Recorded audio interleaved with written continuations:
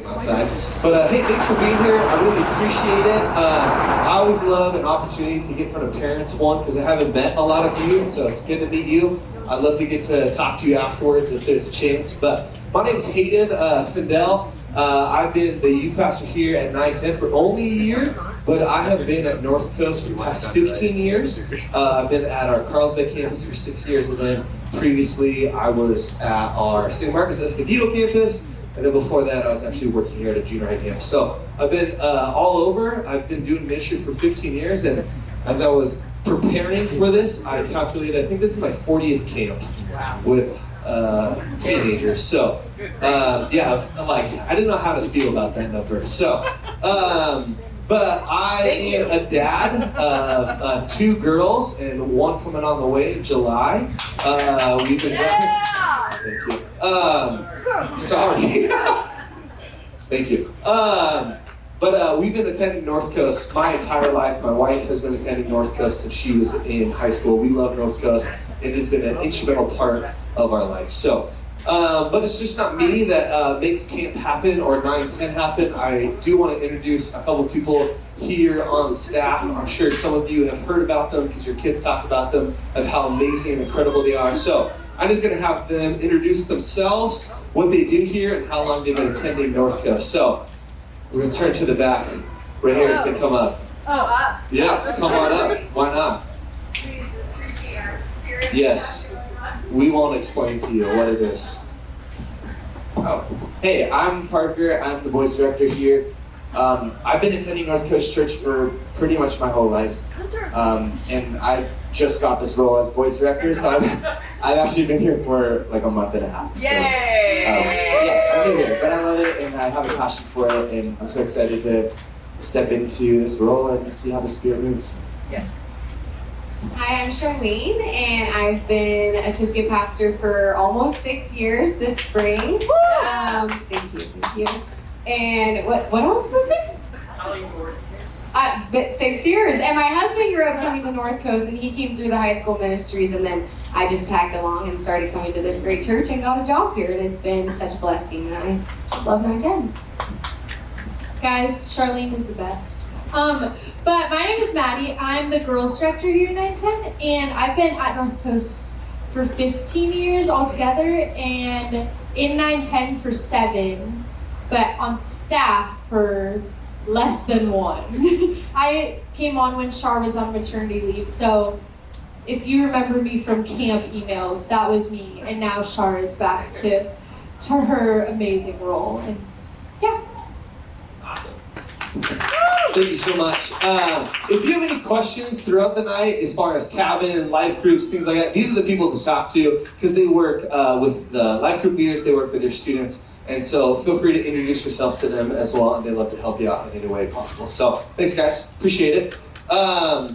So you're here because of camp, and some of you are probably questioning why you sent your student to camp, or why would I do this? Or some of you are stoked because you get a weekend away. This is like a break for you, or a vacation for you. So,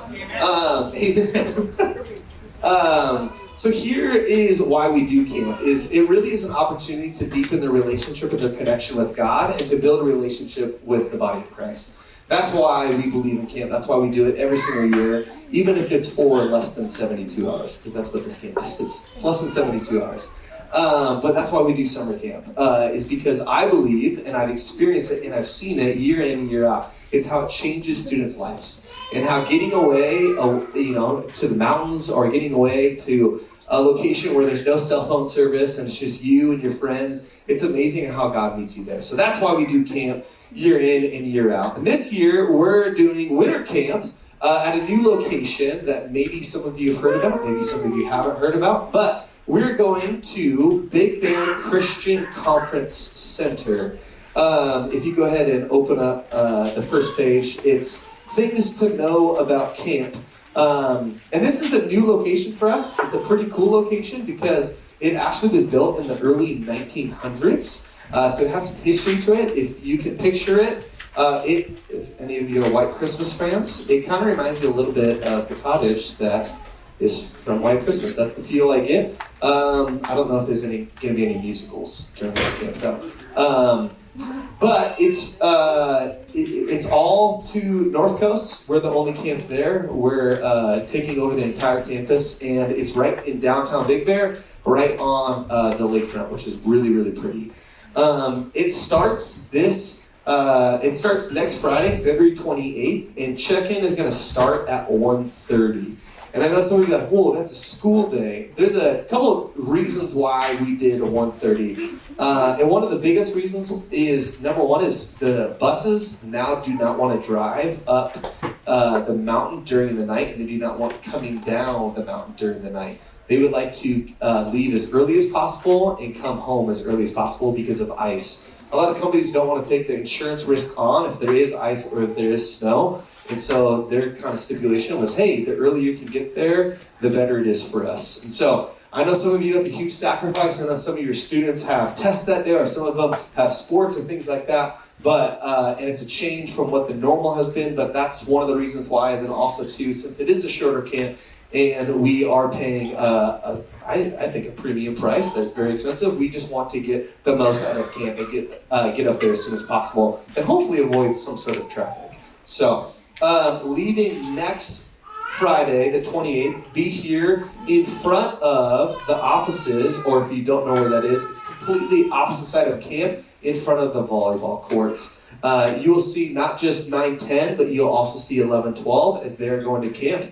Also in Big Bear, not the same location though, different location. So if you have a student who is also going to 11-12 camp, it's the same time, same drop-off, same place. So, also if you have any questions, feel free to interrupt, just raise your hand, and yeah, just interrupt me. But students will, at this camp, have the opportunity. It's pretty cool. There's zip line, there's a ropes course, there's archery, engage in a message, 4 messages by one of a 9-10 former staff person. His name's Braden Waite. He's an awesome. And then each student is going to have a life group. If you're unfamiliar with North Coast, or if you haven't been to North Coast, or your student is just joining North Coast and they just signed up as a friend, is each student, based off their grade and gender, or if they have come with a friend, is assigned a life group. And so that's something that they could see from Friday all the way to Sunday.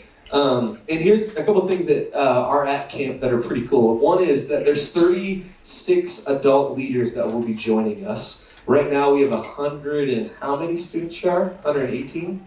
Is that right? 118 students. So there's no way I would do this by myself. So that's why we recruit a lot of leaders and volunteers. And these are the students that will be really having conversations and relationships with your students. And it makes an awesome time and an awesome experience. And like I said, cabin assignments are divided by grade and gender and life groups. It's pretty cool the way that this camp is structured. Is there's 2 different levels, the kind of hotel style dorm rooms, what you say if you went to college and you remember some good old days where it gets rowdy and it gets loud. It's kind of similar to that.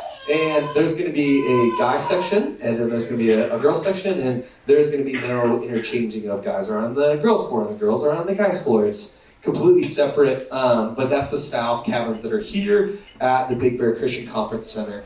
Kind of moving along, what's happening at camp is if your student takes medication, here's what I kind of operate in, and if you have questions, you can find me afterwards as well, or you can ask them now. But if you trust your student with medicine, then we trust them with medicine. So if you're like, hey, I trust them to take it in the morning, or I trust them to take it if they need it, if it's an allergy or something like that, then they can go ahead and keep it. They don't need to check into us. If they do need to check it in, we will have a medic who will be up there with us at camp to make sure that we're safe. And if there's any allergies or boo-boos, he can make it all better. But when you turn it in, here's what you do need to do. So you need to put it in the original medicine canister. Is that the right word?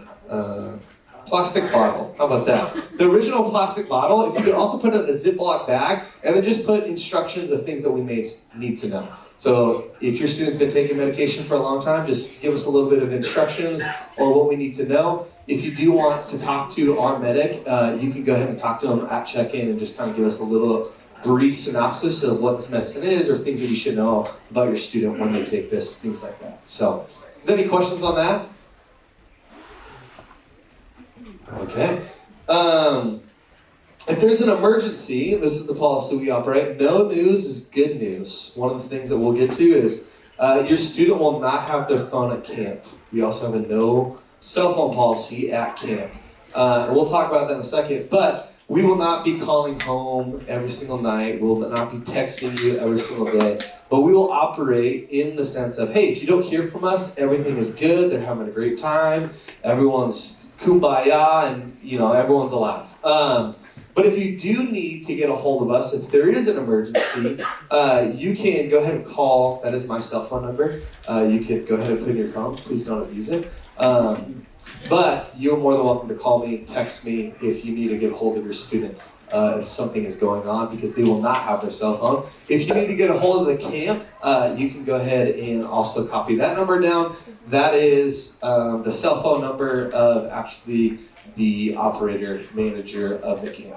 Her name is Olina. So if you need to get a hold of us, if I'm not answering or if it's in the middle of a message or something like that, you can also call them and they will get a hold of us as well. So, and then for updates, if you're like, hey, I still want to know what's going on, because I do care about my kid, you can always follow us on Instagram. We'll be posting pictures, videos of worship, of activities, of what's going on throughout the entire weekend. On Instagram, @fuel_NineTen. It's on there in the piece of paper. If you don't know what Instagram is, I'm sure your student would love to show you what it is. I'm sure they have a great time telling you all about social media. Here's a couple things that we just like to let you know so that you can also communicate this to your kids. Here's the expectations that we have for them while they're at camp. It's the 4 M's. It's meals, meetings, modesty, and no messing around. I know that doesn't really fit in, but no messing around. It really is this. Meals is, this isn't a time for them to be on a diet or for them to like weight train or anything like that, but we just want to make sure that they are getting all the food and the nourishment that they get. They're going to be at elevation. They're probably going to be staying up way too late, eating candy, junk food that they don't need, and then they're not going to eat, and then they're going to feel really sick and gross, and they're going to be like, I think I'm sick. And it's like, no, what have you eaten? It's like, I've only eaten Reese's. It's like, that might be your problem, buddy. We had a kid who only ate bananas because that's what you do when you're in 9th grade, I guess, is just eat bananas. So obviously, I didn't know this, but there's a thing called potassium poison, and it's real. So he's the first person that I've ever heard of getting potassium poison because he only ate bananas. So we're going to ask him to be at all meals. Hey, try to eat something at lunch, breakfast, dinner. I know I didn't go in order there, but it's dyslexia, that's fine. The second thing is meetings. Every single day we'll have a meeting. That is our chapel. That is where we'll do a message. That's where we have life group, or that's where we'll set them up for life groups, and that's where we'll have worship as well. And so we're going to say, hey, listen, you don't have to be a Christian to go at this camp, but we are going to say, hey, if you do go to this camp, we are going to ask you to participate with what we're doing during these meetings. The second thing is modesty. It's not just how you dress, but it's just how you honor one another, and you honor how you talk and how you treat one another. And so we're just going to ask students to be modest, to honor one another, to honor God. And the last thing is no messing around. And that really is just emphasized of, hey, we just want to make sure that we treat this campus and this camp with respect and leave it better than the way that we found it, but also treating one another with respect and making sure that we don't ruin another kid's camp based off of something that we did or something that we said, which goes along with the expectation of no pranks. I am someone who loves pranks, I'm not going to lie. I thrive with scaring my wife every single day. I thought it was really fun to create the Instagram reels of just scaring your wife, but I've learned that there's a time and a place, right? There's always a time and a place. And one of those is not at camp, because it's really easy to ruin someone's experience because you decided to fill their sleeping bag with shaving cream, or you decided to throw a smoke bomb into a room of boys. That's not the time, that's not the place, because it's easy for your student to ruin another kid's experience, which is not fun. So we're going to ask to leave the shaving cream, the smoke bombs, all those things at home. And then the other thing is the expectation is no phone at camp. And this is really stemming from the ideas that it's so easy to get distracted with what your phone is and what your phone does. And just mentally, it's crazy on how they've done studies is even when you have your phone like on you, it's still a distraction.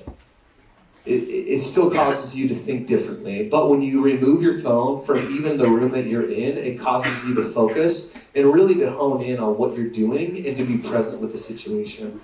So what we're doing and what we're asking you to help us with and to partner with us is for them to leave it at home. And if they're not going to leave it at home because they really want it after camp, then they can go ahead and check it in. So during check-in, if they're going to come and you want them to have it as soon as they get back from camp, they can check it into us. Just make sure that you put it in a bag and you put their name on it, because it really is hard to sort after the end of the weekend when you have like 70 phones. It's like, which one's yours? Which one's yours? So they're more than welcome to check it in with us. But we're going to ask that if they do bring it and they don't check it in with us, but we do see it at camp, we're just going to take it. We're going to put it in the bin and then they can get it back at the end of camp. So, is there any questions on that?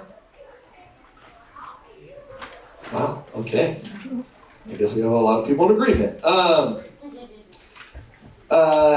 The student packing list, just important note on a couple things on the packing list. If you go ahead and flip it over to the next page, the schedule of camp, I mean, it is fast, it is quick. We arrive at 1:30 on Friday, and then we're back by 1 o'clock on Sunday. So 48 hours, which is crazy to think. But that's the time that we have. The packing list, there's a couple things I just want to highlight. A medium-sized suitcase, okay? Normally, boys, they put it all in a backpack, which I'm amazed by how they fit all of their stuff in a backpack that's like this big, right? Girls, I'm always surprised on how you take a suitcase that's for a European, like 10-day cruise. It's like, oh my gosh, we don't need to take all this stuff, okay? A medium-sized suitcase. We have charter buses that are taking up to the mountain, and we just need to make sure that we fit everybody's stuff and luggage on the bus. We will have a trailer, but we just want to make sure that we maximize the space as best as possible. In checking in as well, we will have trash bags and a place to label it as well, but somehow, some way, a kid's sleeping bag, a kid's luggage always gets misplaced. So I would encourage you as well to label your kids' suitcase, to label their sleeping bag, and just make sure that their sleeping bag and their pillow is kind of like all in one package. So any questions on suitcase? Sleeping bag, pillow. Sweet, awesome. Reusable water bottle, super helpful. The other thing is clothes. We don't know what the weather's going to be. We're kind of hoping it like dumps snow, but then it stops right before we drive, and then maybe a little bit that Friday night, but then it melts as soon as us for it to go down. I know California, that doesn't ever happen that way. But if you could start praying now, maybe God will hear us. But check the weather, see if it's snowing, see if it's raining, see if there's anything that would cause maybe a heavier jacket or something that's more water resistant. Also, a huge difference if there is snow on the ground is water resistant shoes. It's kind of miserable when you don't have the right shoes because your toes are cold and they're wet and it's gross and it's stinky. And it makes an awful smell when you get into your cabin. So, spending money, we will have an opportunity, if you are okay with it, an opportunity, one, that we'll have a snack shop open, but also since it is like 5 minutes away from downtown, during free time on Saturday, if your student wants to go into town, we will have a leader who is over the age of 25 drive them into town. We'll give them parameters of where they can go. Here's the time that you have to go around downtown Disney. Oh, we're not going to downtown Disney. That would be cool though. Downtown Big Bear, and then they'll come back to us at a certain point, the same place that we dropped them off. And they could buy something if they want. If they want a coffee, if they want candy, and we'll have a group of leaders supervising them. But that is what the spending money is for. The last thing I just want to highlight, two things. We do a fancy dinner every single Saturday night. This is a fun tradition in NineTen that's been going on for many years. Is every single Saturday night we have where we decorate the room where we eat, and we just make it super fancy. We serve the food to all the students, and we just make it feel like they're eating at Ruth's Chris or something like that, except it's spaghetti that has been watered down a little bit, and the meatballs aren't really meatballs, they're probably veggie-based meatballs. But because they're dressed up and they have a suit and because they have a wonderful dress on, it feels like it's a real nice spaghetti dinner. And it's just something fun for us to do something different, to get out of our comfort zone. And so if you're like, hey, my kid does not want to do that, we encourage you, just bring like a shirt that has like a collar on it maybe. Some kids, they go really fancy, they bring tuxes. I don't know how they fit into their suitcase, but they do. Girls bring fur coats. I don't really know what your kid wants to do, but I'm sure they can have a great time dreaming up or going to the Goodwill and say, hey, this would be fun for fancy dinner. So that's Saturday night, and that's something that's nice and classy that we'd love for them to be part of that Saturday. The last thing is this, airsoft guns. Normally you see airsoft guns, you're like, why is that on the packing list? It is a cool property that is very open, and we host the entire space. And so a boy came up with a genius idea, saying, hey, can we do airsoft? And I said, oh, that's a pretty great idea. He says, I have a bunch of them. And I said, okay, what could go wrong with a bunch of boys bringing airsoft guns? A lot. So here's what we're asking, is if your student wants to bring airsoft and play airsoft that is organized by leaders, they're more than welcome to. But here's a couple of things that I'm asking. Number one, make sure they label it, okay? Put an orange tip on it so that we know that it's not a real gun. I have a crazy story that I could probably tell you another time about if you don't do that, what could happen. Also, if they don't check it in though, we will take it. So we just want to know how many airsoft guns we have at camp, but also distribute them to make sure that we're all safe and pranks don't happen and people don't get hurt and that we can use them at appropriate times. So if your student has told you, Mom, Dad, I could bring an airsoft gun, and you're like, no way. There's no way that's happening. Yes, it's true. I told them that they can actually bring it. So we'll have a time during free time that Saturday where we'll have an airsoft battle out in the fields and the woods. And we'll have a great old time, and I'm sure we'll get bumps and bruises and it will hurt. So any questions on packing lists? Any questions regarding airsoft or concerns? Because you can maybe talk me out of doing it.